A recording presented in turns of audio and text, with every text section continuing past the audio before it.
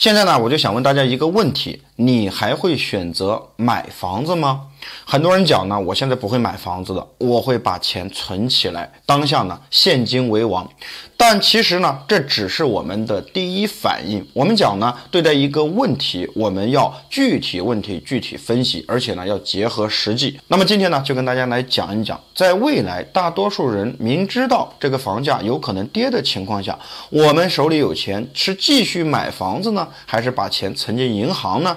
如果大家有什么不同的意见呢，都可以在评论区进行留言互动。首先呢，还是按照老规矩，我们要知道为什么现在房产在走下坡路，而且呢，现在房产交易量并不是很高。其实呢，这里呢涉及到3个问题。第一呢，就是房住不炒。过去20年房价一直是涨的，涨了以后呢，房子就变成了有钱人的游戏。普通的老百姓呢想去买房子，结果呢成了接盘侠，背负着长达20年到30年的房贷。那么这个定位呢，就是房子是用来住的，而且呢可能会长期的实行下去。这样的话呢，市场上没有了炒房客，房子的热度下去了，而且呢，很多人买房子是买涨不买跌的，房子呢稍微涨一点就马上买，房价稍微降一点呢就会马上观望，因为呢他会觉得房价还会继续往下降的。所以呢，你会看到在当前楼市下行的情况下，很多人呢是不愿意出手买房子的。那么第二点呢，就是真实的需求量下降了。在过去啊，我们说我们进城没有房子，所以呢我们买了房子。但是现在呢，经过这20年，很多人已经是在置换了，也就是我们所说的改善。其实呢，大部分人是不缺房子的啊。当前呢，就是房价两极分化，购房群体两极分化。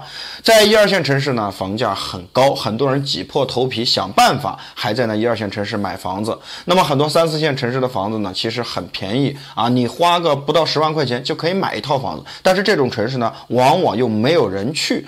而购房群体呢，有钱的可能特别有钱，他随时都可以全款买房子。那还有很多想买房子的，可能连首付都不够。所以呢，需求量的下降，也就导致到楼市的交易量下降。交易量下降，那房价自然而然的会下降一些。那么第3点呢，就是大环境的影响啊。我们说呢，这个国际上原材料上涨是吧？通货膨胀率呢加快，还有呢，这个我们的收入可能会受到一定的影响。在当前这个环境下呢，很多人意识到不能够呢光靠买房子来生活，而是呢要脚踏实地的发展自己的家庭，降低家庭的风险。那么现在呢，现金为王啊，观望也好啊，工作也好，总之呢，现在就是不提房子，不买房子了。那么整体的这个活跃量下去以后，这楼市基本上价格也就下来了。那么这个时候呢，就有很多人想，在这种环境下，我肯定是不买房子的。那么我们把钱呢存到银行里边去，但是你要知道，存到银行里边到底合不合适？我们赚的钱，我们不能够让它有损失。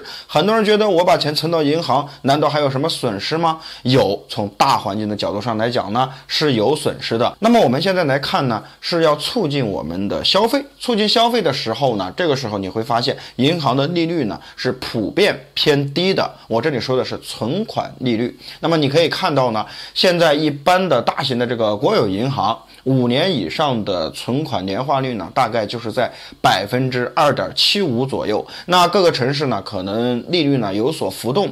那么最高呢，也就在3%到4%以内，大概率呢是不会超过5%的。那么你还要考虑一个通货膨胀的问题，也就是说呢，钱每一年的购买力是否在下降，钱是否在贬值。根据统计呢，在2021年，我国的这个平均通货膨胀率呢在3.13%。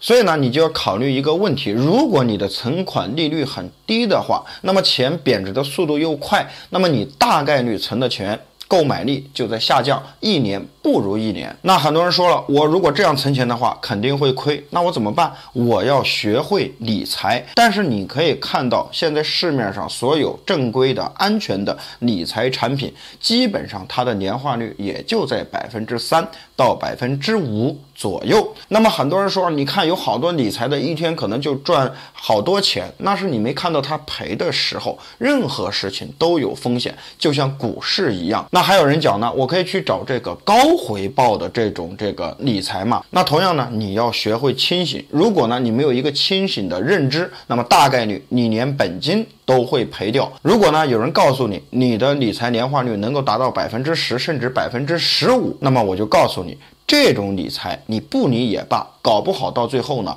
你全部都赔了。所以呢，你要不要到银行存钱呢？你要根据自己的能力，还有呢你自己的一个发展方式来定。假如说呢你本身就是做生意的，你会利用这个杠杆，然后呢你钱生钱，那么大概率呢你就不要存钱啊。在不买房子的情况下呢，你可以拿着你的钱去做任何的生意，让赚钱的速度呢变得更快，让财产呢积累得更快。但如果呢你什么都不懂呢，那么我建议你呢少存一些，不是说呢一点钱都不存啊，因为现在呢一些突如其来的状况，我们呢一定要应对啊。那应对的基础呢，就是必须要有钱，也不能说呢把钱全部都投出去。那么还有的人讲呢，你说这样的话呢，那我还不如买房子。但是我还是要讲一句，现在买房子的逻辑跟过去20年买房子的逻辑完全变了，你可千万不要觉得买房子就是赚到了。过去20年，你周围的朋友、你的长辈为什么买房子？就是因为呢，他在买第一套房子的时候不知道房子有金融属性，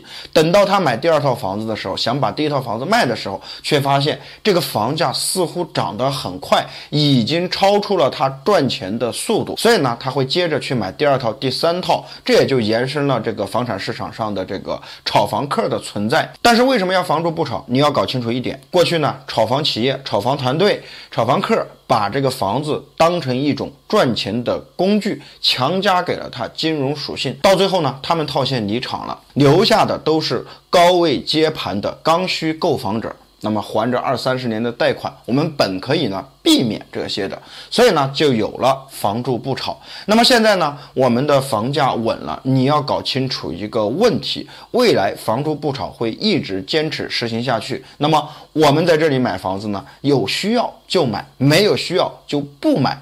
过去呢闭眼睛买房子赚钱的年代真的过去了。而且呢，你可以看到现在买房子有这么多的优惠力度，还有人在观望，就是因为房子正在慢慢失去金融属性，回归到它应有的价值当中。